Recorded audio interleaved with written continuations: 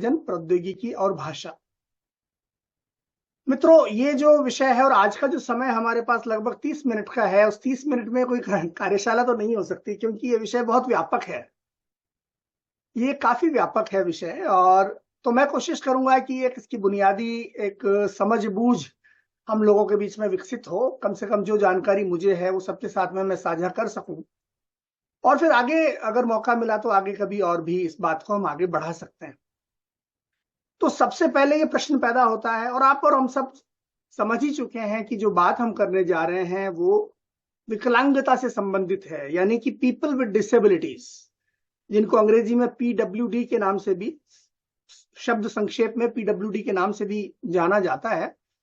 और उनको हम अनेक बार अनेक शब्दों का प्रयोग होता है, लेकिन ये आदर्श शब्द है अंग्रेजी में, पीपल विद डिसेबिलिटी। और हिंदी में हम लोगों ने, क्योंकि प्रधानमंत्री जी ने एक बहुत अच्छा शब्द दिया है दिव्यांगजन, तो उस शब्द का हम प्रयोग हिंदी में करेंगे। मित्रों, सबसे पहले प्रश्न ये पैदा होता है कि विकलांगता चीज क्या है। यदि उसकी परिभाषा पर हमको जाने को कहा जाए तो वो क्या होगी, विकलांगता की परिभाषा क्या होगी। संभवतः आप में से अधिकांश लोगों से मैं पूछूं तो वो ये कहेंगे कि भाई किसी व्यक्ति के पास में कोई ना कोई शारीरिक कोई ना कोई सीमा हो या कमी हो, या जैसे चोट लगी हो, या कोई अंग भंग हो आदि इस प्रकार की, या मान लीजिए नेत्रों से दिखाई न देता हो, यानी कि वो व्यक्ति दूसरों की तुलना में संभवतः पूरी तरह से उतनी सक्षमता के साथ में अपनी शारीरिक शक्तियों का या क्षमताओं का प्रयोग न कर सकता हो। संभवतः ये लोग ये बात कहेंगे, लेकिन वास्तव में इसकी दो अलग अलग परिभाषाएं हैं। और हम लोग चूंकि आज का जो कार्यक्रम है ये जागरूकता पैदा करने पर भी केंद्रित है, तो हम कोशिश करेंगे कि क्या सही है, और हम लोगों को बता सकें कि हम लोगों को क्या सही ढंग से, किस तरह से इस विषय को देखना चाहिए। तो विकलांगता जो है उसकी परिभाषा के दो मॉडल हैं दुनिया में। पहला मॉडल जो पुराना मॉडल है, जिसको कहते हैं चिकित्सा का मॉडल, यानी हेल्थ मॉडल। और उसमें यह कहा जाता है कि विकलांगता एक अवांछनीय चिकित्सा स्थिति है जो किसी व्यक्ति की क्षमताओं को सीमित करती है। तो ये पुराने जमाने का मॉडल है, जिसमें जो विकलांगता है, जिसको एक चुनौती के तौर पर यदि देखा जाए तो वो चुनौती जो है उस व्यक्ति की अपनी समस्या के रूप में देखी जाती है। समाज ये देखता है कि यदि ये व्यक्ति विकलांग है तो उसकी समस्या है, वो जाने। इस परिभाषा में से भी यही निकल करके आ रहा है कि भाई एक व्यक्ति के पास में एक अवांछनीय एक शारीरिक स्थिति है जो उसकी क्षमताओं को सीमित कर रही है, यानी वो जाने, उसका काम जाने। लेकिन ये गलत स्थिति है। संयुक्त राष्ट्र ने और विश्व स्वास्थ्य संगठन ने इस बात पर विचार किया कि ये जो परिभाषा है ये अमानवीय परिभाषा है, क्योंकि कोई व्यक्ति जो जन्म लेता है वो अपनी उस स्थिति के लिए खुद उत्तरदायी नहीं है।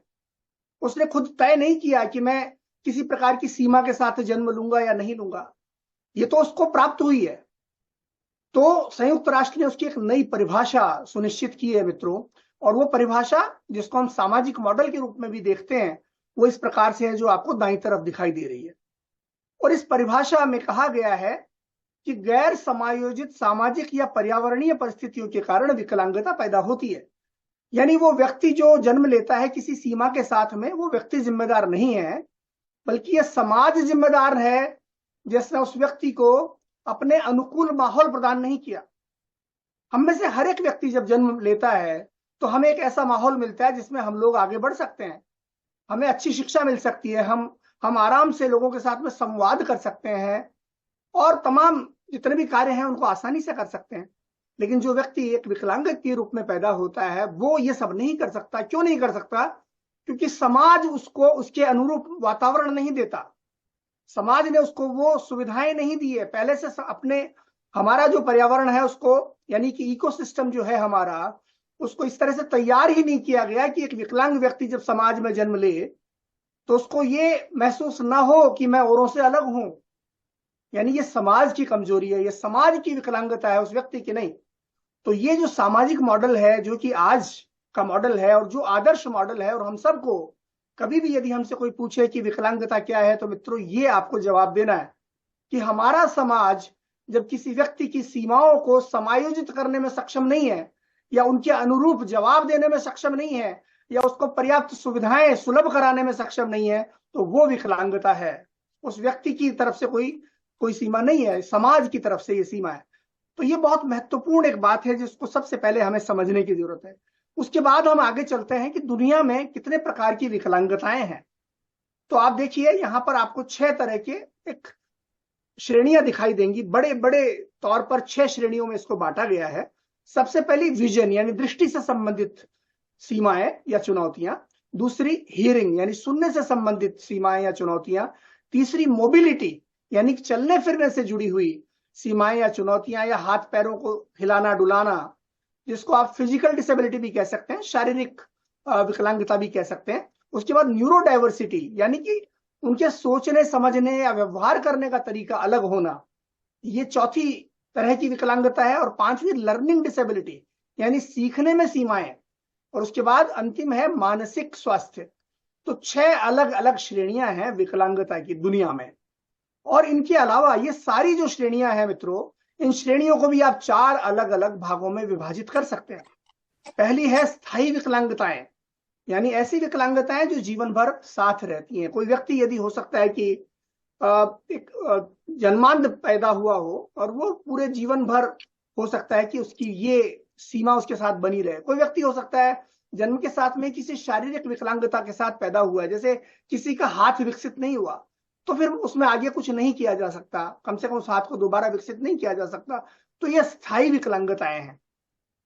उसके बाद दूसरी है अस्थायी विकलांगताएं। अस्थायी विकलांगताएं यानी कि हो सकता है किसी व्यक्ति के साथ में कोई दुर्घटना हो गई हो और 2-3 महीनों के लिए उसको अस्पताल में रहना पड़े, या हाथ में बैंडेज लग गया, या फिर वो हाथ को हिला डुला ना सके, तो अस्थायी रूप से कुछ समय के लिए वो विकलांगता है, इसको अस्थायी विकलांगता कहेंगे। इसी प्रकार से हो सकता है किसी की आंख में चोट लग गई हो और वो कुछ महीनों के लिए उसका इलाज चल रहा है, वो आंख से देख नहीं पा रहा है, मोतियाबिंद का ऑपरेशन हुआ है, कुछ दिनों तक देख नहीं पा रहा है, ये अस्थायी विकलांगताएं हैं। तीसरे स्तर पर अगर आप आएंगे तो स्थितिजन्य, यानी कि कई बार ऐसी स्थितियां दैनिक जीवन में आती है जो हमें बहुत छोटे समय के लिए विकलांगता की अनुभूति देती है। जैसे किसी माँ बाप के एक छोटा सा बच्चा हुआ है और माँ छोटे से बच्चे को अपनी गोद में लिए हुए है, लेकिन उसी समय उसको रसोई घर में भी काम करना है, तो वो इस पर ध्यान दे या उस पर ध्यान दे, उस क्षण में वो माँ एक अस्थायी विकलांगता का अनुभव करती है। आप गाड़ी चला रहे हैं, सामने से बहुत तेज रफ्तार से आपकी आंखों में किसी की हाई बीम आ रही है सामने वाली गाड़ी की, और एक क्षण के लिए आप न देख सकते हैं ना कोई निर्णय ले सकते हैं, वो ये स्थितिजन्य विकलांगता है, क्षणिक विकलांगता है। तो ये तीसरी श्रेणी है। और उसके बाद चौथी श्रेणी में क्या आता है, गिरावट आधारित। ऐसी विकलांगताएं जिसमें शरीर की जो सीमाएं हैं उनका निरंतर क्षरण होता हुआ चला जाता है। जैसे आपको उदाहरण दूंगा, प्रोफेसर स्टीफन हॉकिंग, वो जिस प्रकार की विकलांगता से ग्रस्त थे उसको बोलते हैं ALS यानी एमायोट्रोफिक लेटरल स्क्लेरोसिस। अब ये ऐसी विकलांगता है जिसमें शरीर के बहुत सारे अंग जिसमें शामिल हैं। जैसे प्रोफेसर स्टीफन हॉकिंग न तो बोल सकते थे, न वो चल सकते थे, न अपने शरीर को हिला डुला सकते थे, न ही वो अपनी गर्दन को हिला डुला सकते थे।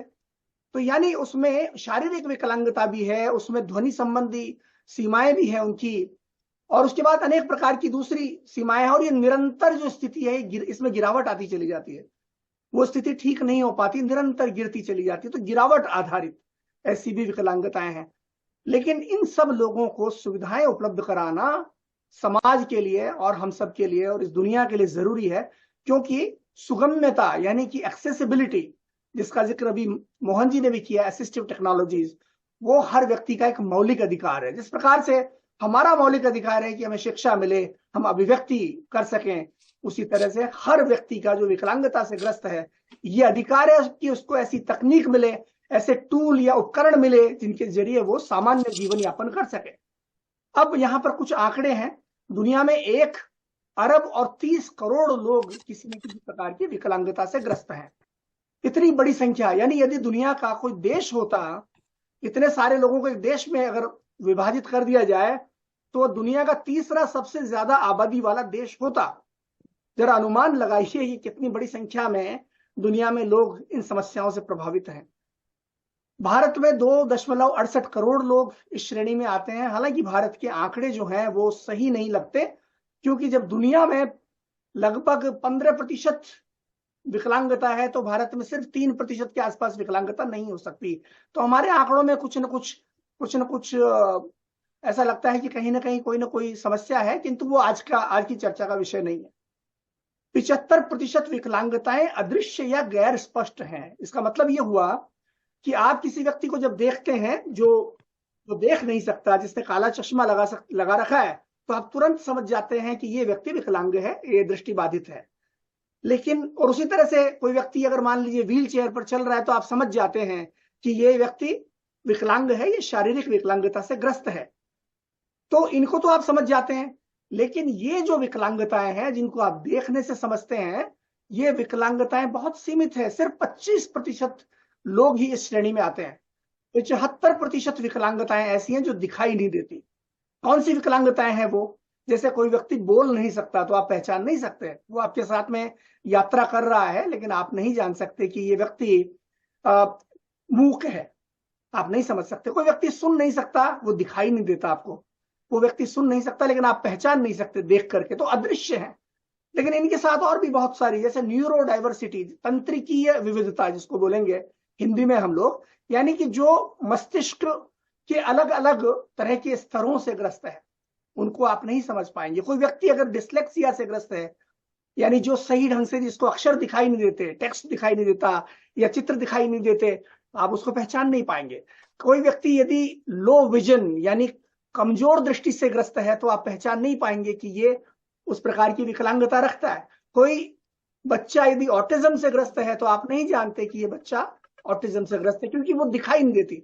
तो दुनिया में 75% विकलांगताएं अदृश्य या गैर स्पष्ट हैं, और इसी तरह से हर 10 में से सिर्फ एक व्यक्ति के पास दुनिया में वो उपकरण मौजूद हैं जिनकी उसको जरूरत है। यानी कि ये 90% लोग, पहली बात तो जो विकलांग लोग हैं पहले ही बहुत वंचित लोग हैं, पहले ही बहुत उपेक्षित लोग हैं, और उसके बाद उनको जिन चीजों की जरूरत है वो चीजें भी उनको उपलब्ध नहीं है। 90% लोग इस श्रेणी में आते हैं कि उनको वो आवश्यक सुविधाएं नहीं मिल पाती। तो जरा कल्पना कीजिए हमारा समाज और हमारी सरकारें और वैश्विक स्तर पर, चाहे यूनाइटेड नेशंस हो या जितने भी संगठन हैं या चैरिटी संगठन हैं, वो सब क्या कर रहे हैं। इस चुनौती का समाधान करने में हम लोग बहुत पीछे हैं। अब सुगम्यता क्या चीज है या सुलभता क्या चीज है या असिस्टिव टेक्नोलॉजी क्या चीज है, जिसको सहायक तकनीक कहा जाता है, ये वो है जब दुनिया में उपलब्ध उत्पाद यानी कि प्रोडक्ट, सेवाएं यानी कि सर्विसेज, वातावरण यानी हमारे आसपास का एनवायरनमेंट, डिजिटल मीडिया, मार्केटिंग, हमारे वाहन, हमारे भवन आदि यदि इस तरह से डिजाइन किए जाएं कि उन्हें हर व्यक्ति पूरी तरह से उनका इस्तेमाल कर सके, तो वो कहलाता है सुगम्यता। यानी कि हर व्यक्ति इस सुगम्यता के साथ में उनका प्रयोग कर सके, गमन कर सके। लेकिन जब ये नहीं होता तो वो कहलाता है अगम्य। तो अपने सामने दिखाई दे रही है, ये क्या है? ये गेम खेलने का कंट्रोलर है। आपके और हमारे बच्चे इसका प्रयोग करते हुए गेम खेलते हैं, वीडियो गेम या कंप्यूटर गेम खेलते हैं, और इसके जरिए वो हाथों से इधर उधर स्क्रीन पर दिखने वाले वाहनों को चलाते हैं, भगाते हैं, ब्रेक लगाते हैं, रोकते हैं, सब कुछ करते हैं। और इन्हीं के जरिए वो अगर मुक्केबाजी का गेम खेल रहे हैं तो उसमें मुक्केबाजी करते हैं, फुटबॉल का गेम खेल रहे हैं तो फुटबॉल खेलते हैं, इन्हीं बटनों के जरिए आगे पीछे हाथों से प्रयोग करते हुए। छोटे छोटे बटन हैं लेकिन वो बड़ी अच्छी तरह से, बड़ी सक्षमता के साथ में, बड़ी कुशलता के साथ वो लोग खेल लेते हैं। लेकिन जरा कल्पना कीजिए कि किसी के हाथ ही ना हो तो वो क्या करेगा, या कोई व्यक्ति है उसके हाथों में दिक्कत है तो वो क्या करेगा, या कोई व्यक्ति हो सकता है कि वो मानसिक रूप से इतनी अच्छी स्थिति में नहीं है कि इन बटनों को समझ सके कि किसको दबाऊं किसको नहीं दबाऊं, वो कैसे खेलेगा। तो हम इन बच्चों से उनका बचपन नहीं छीन रहे क्या? हम इन बच्चों से उनका बचपन छीन रहे हैं, क्योंकि हम उनके लिए वैसी स्थितियां पैदा नहीं कर सकते जो कि सबके लिए होनी चाहिए। लेकिन यदि इसमें थोड़ा सा बदलाव कर दिया जाए, जो माइक्रोसॉफ्ट ने किया, मेरे संस्थान ने किया, और मुझे आपके साथ में ये बात साझा करते हुए बड़ा गर्व का अनुभव होता है कि मेरा संस्थान जो है 1995 से इस क्षेत्र में काम कर रहा है। यानी विंडोज का जो शुरुआती संस्करण था 1995 का, 95, तब से ये जो एक्सेसिबिलिटी और असिस्टिव टेक्नोलॉजीज है ये उसका एक हिस्सा है। लेकिन बहरहाल हम लौटते हैं यहाँ पर कि यहाँ क्या किया गया। माइक्रोसॉफ्ट ने क्या किया कि इस डिजाइन को बदल करके ऐसे डिजाइन में तब्दील कर दिया। यानी ये जो बटन थे यहाँ पर छोटे छोटे, इन सारे बटनों को ये बहुत बड़े बड़े बटनों में बदल दिया गया, और यहाँ पर कई सारे तार लगा दिए गए, और ये तार जाकर के गेम से जुड़ते हैं, गेम की जो मशीन है उससे जुड़ जाते हैं। अब जो बच्चे हैं उनके हाथों में, इनको चलाने के लिए हाथों में पकड़ने की आवश्यकता नहीं रही। वो चाहे तो इस बटन को अपने पांव से दबा दें, चाहे तो इस बटन को अपनी ठुड्डी से दबा दे, चाहे तो इस बटन को अपनी कोहनी से दबा दे, चाहे तो इस बटन को अपने पेट से दबा दे, चाहे तो इस बटन को अपने माथे से दबा दे, ललाट से दबा दे, और वो गेम खेल सकते हैं। सोचिए आप। और ये इस तरह की एक जॉयस्टिक आ गई जो कि बहुत बड़ी, अगर आप इसका इस्तेमाल करना चाहें तो हाथ से करें, पांव से करें, जैसे चाहे करें। तो वो डिजाइन बदल करके ये जो अगम्य डिजाइन था, इनएक्सेसिबल डिजाइन था, इसको बदल करके ऐसा डिजाइन कर दिया गया जो सुगम्य डिजाइन है, एक्सेसिबल डिजाइन है। और इसका परिणाम क्या रहा, आइए एक वीडियो दिखाता हूं। हालांकि वीडियो अंग्रेजी में है, लेकिन मुझे उम्मीद है कि आपको बहुत आनंद आएगा इसको देखते हुए। और आपको, यदि आप भावुक ना हो तो मुझे आश्चर्य होगा कि कैसे ये बच्चे जिनसे उनका बचपन छीन लिया जाता है, इस तरह के डिजाइन से और एक्सेसिबिलिटी के आने के बाद कैसे सक्षम। It's that button. Perfect. One of the biggest fears early on is how will Owen be viewed by the other kids? He's not different when he plays. No matter how your body is or how fast you are, you can play. It's a really good thing to have in this world. ये सारे बच्चे खेल सकते हैं। और आपने सुना पिता ने क्या कहा कि जब वो खेल खेलता है तो वो अलग नहीं है, औरों से अलग नहीं है, क्योंकि कोई नहीं जानता कि उसके शरीर की सीमाएं क्या है। लेकिन वो भी उसी तरह से दूसरे बच्चों के साथ में उसी तरह से खेल खेलता है, उनको पछाड़ता है और आगे निकलता है। तो कितना भावुकतापूर्ण वीडियो है, लेकिन कितनी गहरी बात यहाँ पर कही जा रही है कि हम यदि अपने दायित्वों को निभाते हैं तो हम एक लेवल प्लेइंग फील्ड, सबके लिए एक बराबर का वातावरण तैयार कर सकते हैं, सबके आगे बढ़ने के लिए। My name is अब आपको एक और उदाहरण दूंगा। प्रोफेसर स्टीफन हॉकिंग को हम सब जानते हैं। जरा कल्पना कीजिए कि जैसे कि मैंने आपसे जिक्र किया, वो ALS नाम की एक डिसऑर्डर से या समस्या से ग्रस्त थे, एमायोट्रोफिक लेटरल स्क्लेरोसिस, जिसमें हिलना डुलना, चलना फिरना, बोलना आदि कुछ भी संभव नहीं है। फिर भी स्टीफन हॉकिंग, और उनकी ये किताब मेरे हाथ में भी है क्योंकि मेरे सर्वाधिक प्रिय लेखकों में से स्टीफन हॉकिंग हैं। वो दुनिया के सर्वाधिक बेस्ट सेलिंग ऑथर्स में से और सबसे बड़े प्रतिभावान एस्ट्रोफिजिसिस्ट, मतलब भौतिक अंतरिक्ष भौतिकी विज्ञानियों में से एक हैं, बहुत बड़े। तो कैसे वो बने, इन सीमाओं के बावजूद उन्होंने कैसे रिसर्च किया, कैसे उन्होंने सारी किताबें लिखी होंगी, कैसे सारा काम किया होगा, इतनी बड़ी महत्वपूर्ण किताबें कैसे की होंगी इन्होंने, जबकि उनके सामने इतनी बड़ी सीमा थी, कुछ नहीं कर सकते थे। आपने शायद उनको देखा होगा कि जब भी उनका चित्र आपने देखा होगा, एक कुर्सी पर, एक व्हील चेयर पर बैठे हुए उनको दिखाया गया, और उनके आगे एक छोटी सी स्क्रीन आपको दिखाई देती थी जिसमें से आवाज आ रही होती थी। तो असिस्टिव टेक्नोलॉजी की बदौलत प्रोफेसर स्टीफन हॉकिंग वो सब कर पाए जो कि उन्होंने किया। यदि वो तकनीकें ना होती तो वो नहीं कर पाते। अब क्या था ये था, ये प्रोफेसर स्टीफन हॉकिंग है। और ये क्या करते थे कि इनके चश्मे के साथ में यहां पर देखिए एक छोटा सा इंफ्रारेड स्विच लगा हुआ है उनके चश्मे के साथ में, और ये गाल की हड्डी के साथ में इसके करीब है। तो क्या होता था कि उनकी स्क्रीन पर एक एक करके अक्षर आते थे, ABCD, और जो भी शब्द उनको लिखना होता था उसका जब पहला अक्षर आता था तो अपने गाल से ऐसे इसको छू देते थे, इस छड़ी को, और वैसे ही वो अक्षर वहीं रुक जाता था। और जब वो अक्षर रुक जाता था तो उस अक्षर से जुड़े हुए शब्द आने शुरू होते थे, एक के बाद एक। और फिर जब सही शब्द आता था तो फिर ये इसको छू देते थे तो वो शब्द टाइप होता था। जरा सोचिए है कि कैसे उन्होंने ये सब किया होगा, कैसे उन्होंने एक एक शब्द लिखा होगा, लेकिन कितना विलक्षण कार्य उन्होंने किया। लेकिन यहां तकनीक ने उनकी कैसे मदद की ये भी आपके सामने है। लेकिन वो जमाना कुछ और था, उस जमाने में तकनीक की भी सीमाएं थी। आज तकनीक उन सीमाओं से बाहर निकल चुकी है, और आज आपकी अपने विंडोज में ऐसी तकनीक आ गई है कि प्रोफेसर स्टीफन हॉकिंग यदि आज होते तो उनके लिए इससे भी बहुत ज्यादा आसान हो जाता ये सब काम कर पाना। क्यों? क्योंकि आपकी विंडोज में आई कंट्रोल नाम का एक फीचर है जिसका प्रयोग करते हुए लोग स्क्रीन को सिर्फ देखते हैं और देखने मात्र से वो अपना काम कर सकते हैं, वो टाइप कर सकते हैं, वो पूरे कंप्यूटर को संचालित कर सकते हैं मात्र देख करके। यानी अपने आई जेस्चर से आपकी आंखें कहाँ जाती है कहाँ नहीं जाती है, देखिए आपके सामने है, इस तरह का एक कीबोर्ड आपकी स्क्रीन पर आ जाता है, और उसको आप जहां देख रहे हैं वो पीछे जो भी डॉक्यूमेंट खुला हुआ है उसमें टाइप होता हुआ चला जाता है। तो अगर प्रोफेसर स्टीफन हॉकिंग होते तो उनको सिर्फ देखने की जरूरत थी इस कीबोर्ड को, और वो उनका काम होता चला जाता। अब आपको यदि ये लगे कि नहीं ये बात तो बड़ी तिलिस्मी सी लग रही है, बड़ी परिकथा जैसी लग रही है, तो नहीं, ये एक वास्तविकता है। और हमने माइक्रोसॉफ्ट की ओर से कुछ साल पहले दिल्ली में जब हमारा जो नई दिल्ली विश्व पुस्तक मेला होता है उसमें माइक्रोसॉफ्ट का एक बूथ लगाया था, मैंने ही लगाया था, जिसमें हजारों लोगों ने आकर के अपनी आंखों से टाइप करके देखा था कि कैसे ऐसा करना संभव है। उसी में हमारे जो मंत्री महोदय हैं प्रकाश जावड़ेकर जी, जो उस समय शिक्षा मंत्री थे, उन्होंने भी अपना नाम लिख करके देखा था आंखों से। देखिए यहां पर आपको दिखाई देगा प्रकाश, उन्होंने अपना नाम लिखा है। तो ये है तकनीक की ताकत, ये है एक्सेसिबल टेक्नोलॉजी की ताकत, जो हर व्यक्ति को सक्षम बना सकती है। दूसरी बात, विकलांगता हम में से किसी को भी हो सकती है, तो ऐसा ना सोचे कि ये दूसरों का मामला है, वो जाने।